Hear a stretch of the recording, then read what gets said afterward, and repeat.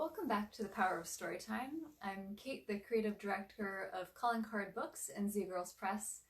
We're a small publisher, and just like so many teachers, parents, and basically everyone else, we're just trying to figure out the new normal and how to get through all of this chaos with some creativity and some community. So we've decided to start reading stories for everyone to stay in touch with our readers. So every Wednesday at noon, we're reading kids or middle grade books. And every Friday at 5 p.m. Pacific time, we're reading from our fiction and nonfiction titles for adults. And if you'd like to support this or are interested in any of our books, you can visit callingcardbooks.com to purchase them, or you can visit your local indie bookstore or indiebound.com to order them online. And when you do that, it not only supports us as publishers, but it also helps support the authors, the printers, and if you buy through your local indie bookstore, them as well. So we appreciate any support, and we appreciate all the community that's happening right now. And today, we're going to be reading from The Passage at Moose Beach. It's a wonderful middle grade adventure novel. It follows 11-year-old Alicia, who's spending the summer at a cabin in the woods with her family, and she stumbles through a strange passage and finds herself in a completely new realm where she has to make new friends, fight fearsome enemies, and find her way back home. It was written by Michael Foster, who during his day job works in computer games for a computer gaming company, and we are lucky enough to have him joining us today. So I'd like to welcome author Michael Foster. Thanks for joining us, Michael. Hi, Kate. Thanks for having me. I'm excited to do this. This is fun. Yeah, we're glad you could make it, because we know you've got work and other things going on today, but you were able to pop in for a little bit. Yeah, I know a lot of the series was inspired by an actual family cabin that you grew up with as a kid and still go to. How did that inspire the story? Well, growing up as a kid, as you said, I spent my summers there. Both of my parents were school teachers, so summers off, and we would head right to the cabin and exploring the woods there, and always searching for little adventures to have and such. It definitely shaped my way of thinking and feeling about nature, which I brought to this story when my wife kind of suggested that I write a story about the place. Yeah, that's so great. And now you turned 50 when you were writing the first book, and you work in gaming, which is kind of like a male-dominated field, but you wrote such a wonderful young female character. How did you get into her mindset, and how did you come up with Alicia's character? Well, thank you for that. I took a lot of inspiration from my daughter. My daughter was born when I was 30, so I was a little bit older.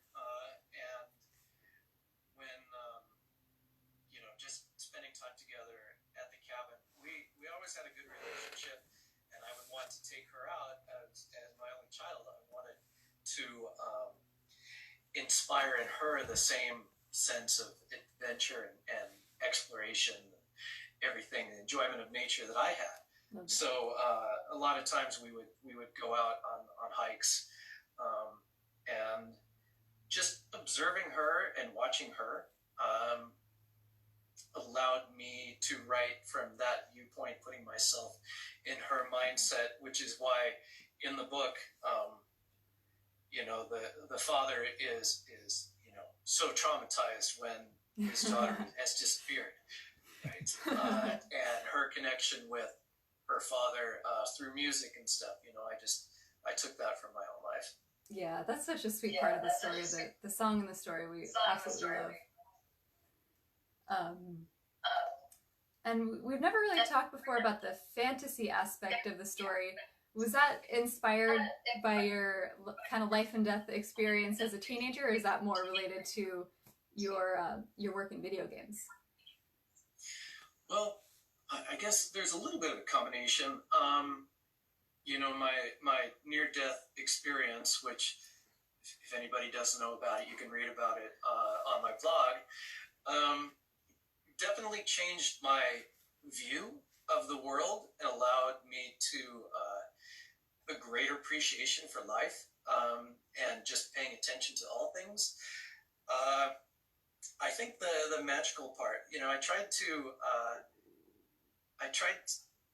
to keep the magic fairly grounded in reality. I didn't want to get too fantastical with the story, but talking animals, I guess, are pretty fantastical. There's a little magic in there. We all had imaginary friends when we were kids, right? It wasn't just me, maybe just me. I don't know. I'm actually watching this show on TV right now called Dispatches from Elsewhere, and it's about finding the magic in the most ordinary of places, and really, it was that kind of it was that kind of magic I wanted to bring to the story.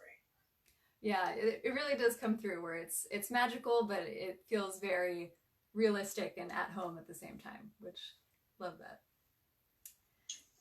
And now I know we only have you for a little bit, so do you want to read a little bit from the passage at Moose Beach? I would love to, and I've got my hardback version here. So let me get it. Am I the only person who takes off the sleeve of a hardback book before you read it? I don't know. I like keeping it in kind of pristine condition. I know some people use like this part as bookmark and stuff, but I don't know. I always take it off, and kind of set it aside, and then I'll put it back on later when I store the book on the shelf when I'm done reading. But let me. I will begin here with the prologue, and let me just jump right into this. Did she actually turn enemies into friends and watch in anguish as a mountain crumbled before her? The memories are a bit foggy now, but looking back, Alicia could only wonder if it all really happened. Did she actually step through a barrier at that small beach and enter another realm? If she did, it was a place mixed with equal amounts of wonder and terror. Or did she simply lose her footing in the pouring rain, fall, hit her head on an old log or a huge rock? She supposed it was possible that maybe it was all just a delusion. Perhaps someday Alicia would know the truth. One would never guess just by looking at it, but there was magic in this place. That unassuming patch of sand on an otherwise overgrown lakeshore, you could float by it a dozen times, or meander by in a boat, trolling for the rainbow trout that loved to hide in the lake weeds. Darn, another snag. Or maybe just be on the lake to get a summer glow on your skin, and never see it. If by chance it did catch your eye, it might not stick in your mind. Instead, it just could become a blend of all the beauty of the lake. However, if the time of day was just right, if the sunlight filtered through the trees just so, and if your curious mind was looking, maybe, just maybe, you would become one of the lucky few. The locals knew this place. From the far side of the lake, it was often possible to see one of the majestic forest creatures coming to the shoreline for a drink or a quick cool down. On those warm, lazy days of summer, the moose would wander into the water from that beach and stand at a depth of about 5 feet or so, feeding on the tall grasses and water lilies that sprouted from the surface of the lake, hence the name. Their large backs and shoulders were still visible above the surface due to their tremendously long legs. Sometimes, if you looked closely, you might see the smaller stature of a calf accompanying its parent. And if the mood struck, you might take the rowboat over and get a closer look at them, but not too close. Making the journey across the water when the beach was empty, actually making landfall and stepping onto that shoreline, well, friends, that is not the end of the journey, but just the beginning. And with that, I will hand it back to you, Kate. Awesome. Thank you so much for joining us, Michael. I know you're busy today, so we're so glad that you were able to come on and do a little Q&A and do a reading. So we'll let you get back to well, work. I enjoyed it, and I look forward to hearing the rest of this. Unfortunately, I do have to get back to work, and I'm sure you will continue on and do a great job with the rest of the story. All right. Thank you, Michael. We'll go ahead and let you go. Thank you. Have a great day. All right. So now we're going to go ahead and keep reading from the passage at Moose Beach. So this is chapter 1, The Lake in the Woods. And I don't know if you can see, but this the artwork in the book is by Gloria Miller Allen. She did some beautiful watercolors. She did the artwork on the cover, and each chapter has beautiful illustration and then some artwork in the book as well. Okay. The lake was a beautiful place which measured about 1 mile in width and 2 in length. Just big enough to water ski during warm afternoons. Fishing was a popular activity, and kids would give it a go in the day so their parents could enjoy their afternoons, free from worry about what the children were up to. Then, when evening rolled around, fathers would gather their tackle boxes, head out in their rowboats, and take their turn at fly fishing, trying to get those famous trout. When the fish were more active, feeding on the insects and dancing across the surface of the water. Alicia was an adventurous 6th grader, a young girl who cherished spending summer months at the lake with her mother and father at their family's cabin. She was a natural-born swimmer and loved to snorkel near the shoreline, to watch the minnows, pollywogs, and other interesting things not visible from the rowboat. They would flit through the shallows in their jerky, seemingly random movements. And then there were the dark spaces, pockets of blackness right near the shore, underneath some bush hanging into the water, or behind a large rock. Alicia knew where all those were, and she would swim just a little bit further away from those spots to not disturb them. In her vivid imagination, she never knew what might be hiding in those dark nooks and crannies. Years ago, Alicia's kindergarten teacher created an ocean in a bottle for the class, bringing in a 5-gallon container filled with murky lake water for them to observe. That was when Alicia realized for the first time just how many living things called the lake she and her parents swam in home, and she had been fascinated ever since. She loved watching nature, but when an insect stopped for a drink on the lake's surface and became lunch for the trout, she shuddered, feeling bad for the little creepy crawly, and had to remind herself that is the way nature works. There were times when she was small that she would shoo the trout and sucker fish away from the minnows that she thought of as her friends. Now that she was older, she understood the circle of life better, and while it still bothered her, she allowed nature to take its course. Nestled in a small valley just outside the quaint town of Cascade, Idaho, in the Boise National Forest, the west shore of the lake was lined with docks. They were barely visible from the water and were the only clue to the cabins hidden behind the trees. Where the highway came in from town, you could find campgrounds aplenty on weekdays when they were empty. Alicia loved to wander through and explore, maybe finding a trinket or a treasure some camper left behind as they packed up their cars and returned home. Alicia knew the Jerusalem crickets liked to hide under old rotten logs, and where she got the best view of scampering squirrels that swarmed the camping sites each weekend as a new batch of tourists came with delicious snacks. She never understood why some folks preferred the big lodge perched on the north shore and camped with the roof over their heads, when it was so much more interesting to spend the night outdoors. Even though her family had a cabin, on those occasions when nights were warm, they would set up a tent in the small clearing and enjoy a night of roughing it. To the east and south, the shoreline was undeveloped, with pine trees and bushes coming right up to the water's edge. It would remain that way. Everyone hoped so anyway. The only walking paths were those created by the myriad of creatures that called the forest home. Alicia and her father kept a laminated tracking card in the top kitchen drawer. It showed all the paw prints and hoof prints of the many animals that lived in the forest. Every year, it was tradition for them to do some old-fashioned tracking around the cabin, and at dinner on the first night, report to her mother what wildlife the family might see this year. The mountains around the lake were snow-kissed until late June. None of them were particularly tall, except for the peak to the northeast. If you looked closely, there was a tiny shape of a lookout tower, perched high so that the fire watcher could keep a sharp eye out for forest fires. The mountain shapes were almost like some long-lost giants. The mountain shapes were almost like sometime long ago, giants passing by decided to lie down for a nap and never woke up. Maybe they got tired from walking, or maybe they were just enjoying Mother Nature's artistry.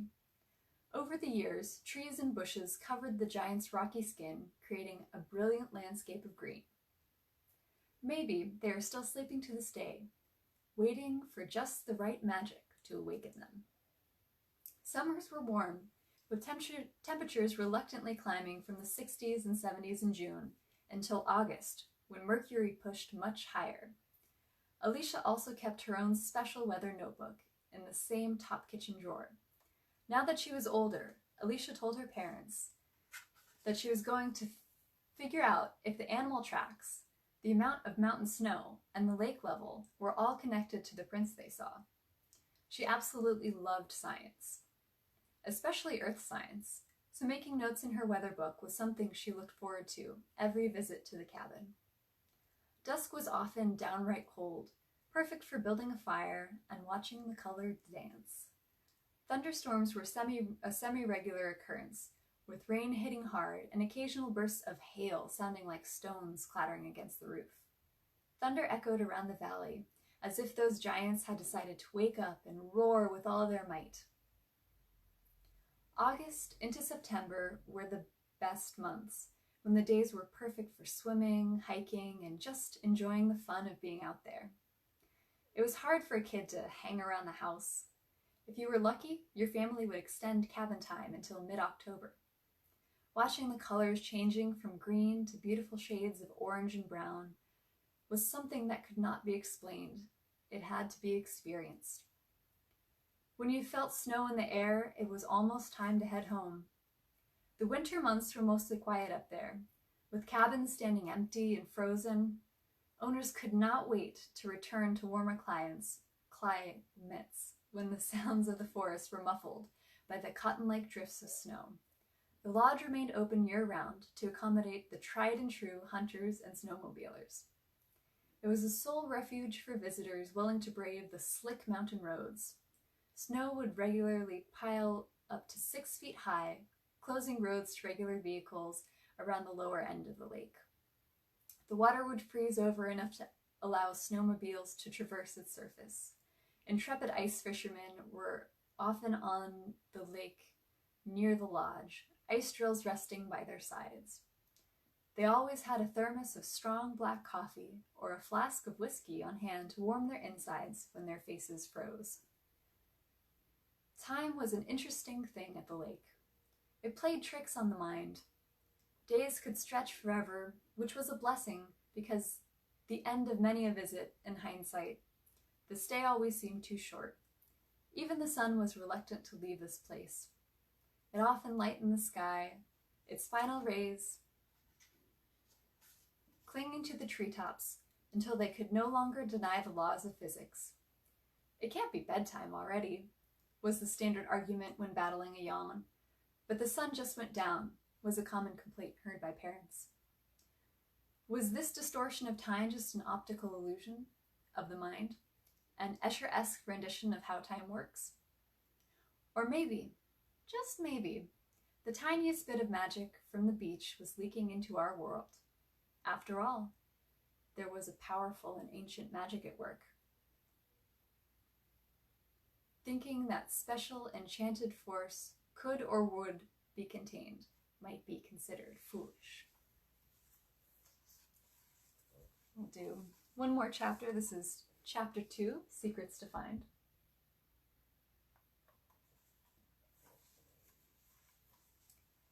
There was no trail too boring, no pond too mundane, no unknown that she would ignore.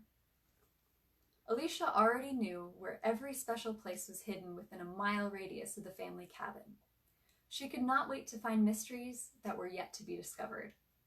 The log structure was built in the early 1900s by her grandfather. Alicia would count the days until her family's visits to the mountains. Every year when summer rolled around, her family would pack up their belongings, quick as could be, and set out on their drive to the cabin. For Alicia, the getting there part was interminably long. Their family had moved out of state before she was born due to her father's work, and now it took practically an entire day's drive to get there. Small town after small town passed by, with regular stops for food, gas, and restroom breaks. Long stretches of road with boring scenery out the windows usually lulled her to sleep with their emptiness. She would rather dream about what she expected to see when they finally got there. Her family always brought a bag of snacks in the car so she could have an apple or some crackers if she wanted. And sometimes her mom would bring a book and read it out loud as the miles passed. Her favorite part of the drive was the last 30 miles or so, when they finally entered the forest. Alicia would roll down her car window, looking almost like a dog, sticking her nose out to inhale the fresh scent of pine. It was at that moment she knew they were close. The cabin was just a single room, which was all her family needed. It had 2 beds, a small kitchenette, a dining table, and a couch to curl up on and read a good book. The old Mother West Wind series from Thornton W. Burgess was one of their favorites. The cozy fireplace always left a smell of wood smoke in the air and in her clothes. It was a constant reminder that this cabin and place were her true home. Winter months were a drag, but she mindfully did her schoolwork, which made her parents and teachers proud. She was a good student and liked school, but Alicia knew that the only place where she truly learned was the cabin. She could tell you the names of 100 varieties of plants and recognize dozens of birds from their distinctive songs. Not many kids her age listened to birds enough to do that, and her teachers were always surprised and amazed at how much Alicia knew. She could also describe, in great detail, the difference between a chipmunk and a squirrel. For starters, chipmunks have pointy noses. She could also tell you the best places to look for huckleberries, which she always said were the bestest berries ever. That term was a carryover from when she was little, and it made her mom laugh when she used it, so she used it often. Alicia just loved those wild huckleberries, especially in her mom's pancakes. She could also tell you the best places to hunt for toads, in the shallows next to the mossy rocks along the water, and garter snakes, which she could usually find in grass or tree litter at the edge of the forest near her family dock. Her parents knew she would no doubt come home grinning or excited to show off her latest catch. Like it or not, her mother had to get used to having snakes and other not-so-lovable creatures around the house during their visits to the cabin. Alicia's greatest love was exploration. She would climb to the tops of small hills and look out over the forest, imagining how many secrets the entire thing could hold. Her special place was teeming with amazing things. Who knew what kind of caterpillar or salamander was hiding just out of her reach? In her mind, a jumble of rocks could be a ruined ogre castle. Alicia was absolutely convinced that at night, that small shallow of water just to the east, where the tiny green frogs like to congregate on warm days, turned into a fairy playground. She knew with all her heart that one day she would discover the most amazing secret of all. She just didn't know what it was yet, or how her life would change if she found it. So that's just a little taste of The Passage at Moose Beach. We'll be back again next Wednesday at noon to read a little bit more from it. And also, Friday at 5 p.m. we'll be reading from What Goes Unseen and Other Tales from Afar. In that, we're reading The Great Hodag Hunt, and if you missed that, or if you wanted to rewatch any of our videos, we're reposting them on Facebook, also on our Instagram Live and YouTube channels. So if you can't join us live, you can watch them anytime. And also, if you go to Calling Card Books, we have a selection of chapters from our different books available to read. We'll put a link up on the homepage so you can get to that.